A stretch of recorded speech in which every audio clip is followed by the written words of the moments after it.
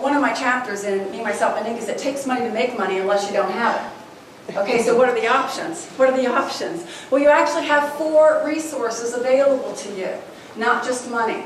And if you're open to all possible resources and support, amazing things will happen to help things be achieved. Your 4 resources are money, of course, but time, I just talked about that as an asset, other people, and how you use their time, and technology. In this day and age, technology is an incredible asset. And I encourage people to budget all 4 of these resources in their personal lives as well as in their business. Now, I want to share a personal example. I use interns. Interns are a fabulous resource that I've leveraged over the years. 4 credit interns. I use anywhere from 2 to 3 every single semester and in the summer too. It's a great mentoring opportunity for them and a great resource. And I don't just have them filing and shuffling and no, they actually get experience. That's important to me. So people love being an intern in my company. Well, being open to all possible resources, I had a situation where one of my interns at the last minute could not be an intern for me because she had a class that was only going to be offered this semester in order for her to graduate. So of course she could not accept the internship. So then I had a woman who had just gotten laid off, had a great idea for a product or service, and could not afford my fee for a startup company.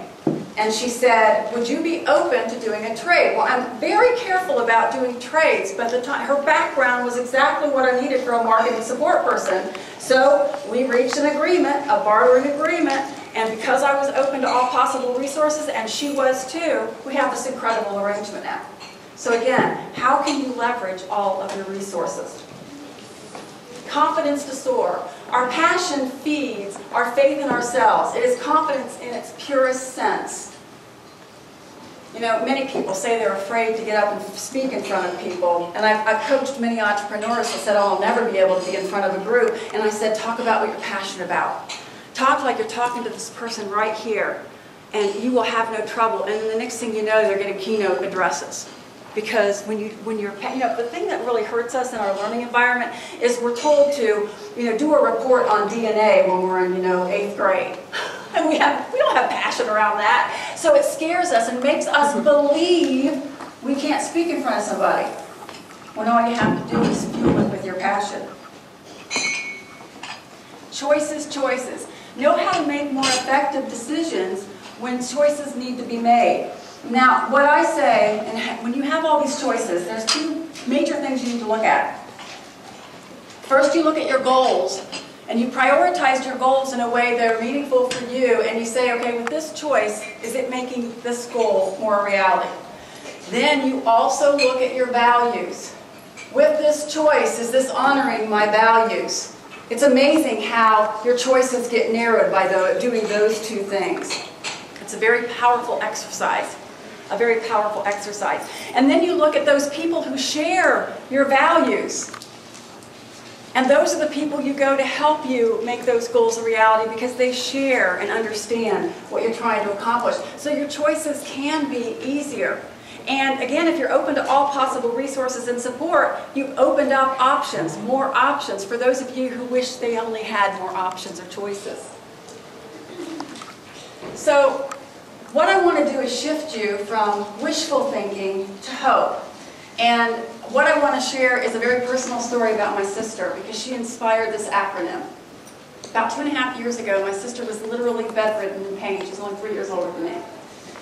And the doctors said she was just going to have to live with the depression and the fibromyalgia and all the things that were affecting and inflicting her. And what you have to understand is that she was an honored veteran, Air Force, 20 years in the Air Force, got every possible accreditation you can imagine. She was a trainer and she loved what she did. And then she retired and then all this physical stuff happened. It wasn't the life she thought she was going to have.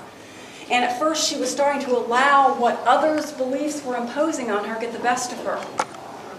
And then she decided to have hope instead. And she decided that there had to be more options. And so she put her heart into finding options. She became more optimistic. You see, wishful thinking, you wish that something was different. You wish something was better. Hope, you hope for the best. You're looking for the best possible options, okay? So she got more optimistic, and as she did more and more research, she found out about what's called this Marshall Protocol in Europe that's being brought into the United States. And so then she got even more passionate about her wellness, about the hope for her wellness. And she interviewed and she talked to nurses and she talked, and what was interesting though, it was so new that there was no doctor practicing it here, and especially down in Florida. So with effort, she got as much information as she could, and she got Dr. Marshall to actually communicate with doctors here and found a doctor willing to try this on her. 2.5 years later, I just spent time in Florida with her. She's lost 45 pounds. She has energy like there's no tomorrow. I saw my sister again. I got my sister back.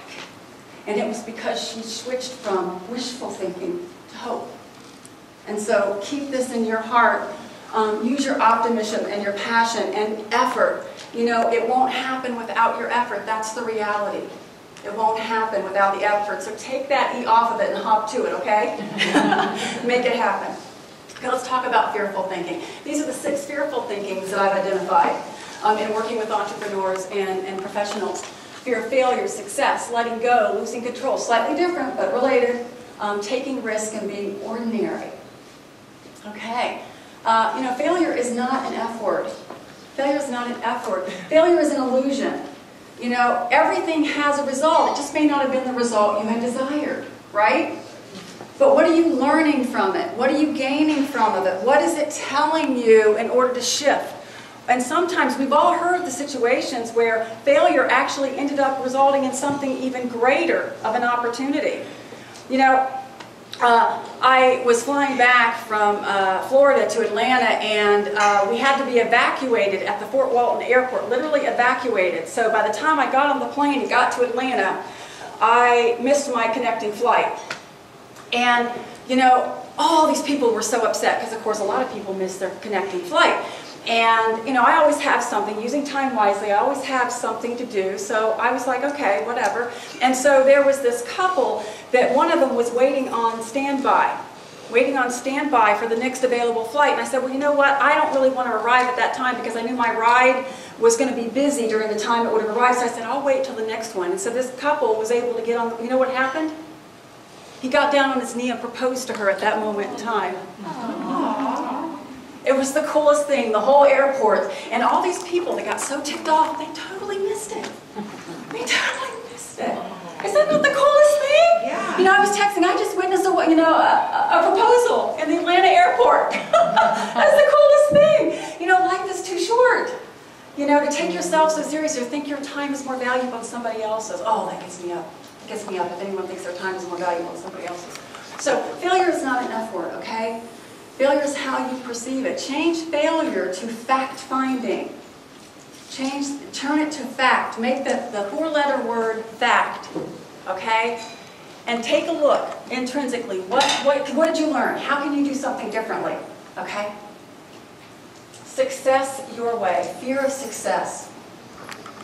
Defining success for you is the launching pad to your success. How often are we made to believe that this is what success is? I went through a period where I had people that I admired, but then I had people that I didn't really admire, that in the eyes of the world were successful, and I was worried if I turned out like them, then I didn't want to be successful, because I didn't want to act that way, and I didn't want to be that way. So I had a fear of success. Is that how I'm going to turn out?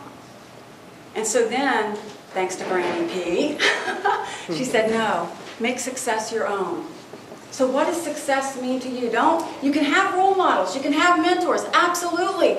Look at their values. The chances are the ones you truly admire and want to emulate are those who share your same values. And then don't try to emulate them, make it your own. Make it your own. Power to let go. Letting go and letting others in brings an empowerment beyond imagination. So what's that powerful word that we need to know that no equals yes? And what does yes stand for? You equals success. We've all heard that if you take care of yourself, you can better take care of everybody else, right? Don't forget the myself equation of me, myself, and ink. And okay, what if you have this obligation that at one time was exciting to be involved with, but now you're like, oh, how do I get this out from under me? Well, if you're open to all possible resources and support, you will be able to identify someone who can take it from you and run with it. And then you both look fabulous. You know, one of the things I encourage people to do when they are on a board or a committee is try to find someone to replace yourself. Boy, does that make you look good?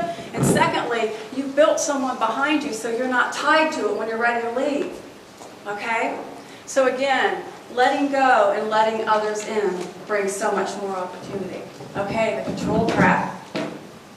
Freedom from needing to control every little thing starts with you. Okay? How many have something that you've been meaning to get to and you can't hand off to anybody else, but it's just sitting there waiting to get done? Yeah, we all do. That's what I call inactive control. Nothing's happening. Nothing's happening. So what can you do? What can you do? Take one piece of it. Say, okay, what can I hand off to somebody to take it a little bit further? Can somebody find out some information? Can somebody make a couple phone calls for me? Whatever it is, to stop micromanaging and start truly managing and making things happen again. If it's sitting there, it's going to continue to sit there. Hand it off. Delegate. Don't feel that you have to know every single thing. And trust and allow people to fail too. Because we all know failure is not an F word. It's a learning opportunity. Playing it too safe. I know so often we get so caught up in part of the reasons we have a hard time making choices is because we're afraid of the risk involved and what might happen, and then we have that fear of failure. See how all these start to relate? You know, it's just amazing. So some of our greatest aha moments are when we're doing something else, when we're working towards something else. So what I encourage people to do is, what is something that you're really passionate about? Take a little bit of time and do some of that. Take a little bit of time and do some of that for yourself. And what is amazing, have we all heard about, oh, you're enjoying, you know, you're on a hike or whatever, and then this great idea happens. Because you're allowing, and I'm seeing people's heads nod, you know what I'm talking about. You know, you're allowing yourself to experience all of yourself, and so you're in a better place to make opportunity happen. And then you're more confident, that confidence thing, to take more risk. Being ordinary. This is very, very typical with an entrepreneur. You know that what I call the daredevil. They have all these great ideas, but you know, if you've ever worked with one, they drive you crazy because they have all these great ideas and they can't seem to get anything done. Because they're great with the ideas and they're terrible with the execution. Now, the mavericks are the ones with the great ideas, but they have the understanding of what their strengths and weaknesses are, and they hand it off to make the action happen. They hand it off. So if you have these incredible ideas, how can you hand it off? How can you keep it going? And sometimes they'll have ideas that they're not even passionate about. They're just idea people. So, hey, you know, invest and let somebody else make that happen, okay? The power of. So are you a daredevil or a maverick? You want to be a maverick. You want to be a manager of your destiny. So, here's my acronym for getting over fearful thinking. And it's CAN DO. Because you can do whatever you truly want to do. And it's a matter of having a can-do attitude. We hear that all the time, how empowering that is. So what does CAN DO stand for? Conscientious action nurtures desired outcome. Notice how with both hope and with can do, it is about the actions that you take for yourself because you value all three aspects of who you are. So all glory comes from daring to begin, and I thank you so much for allowing me to be here. Thank you.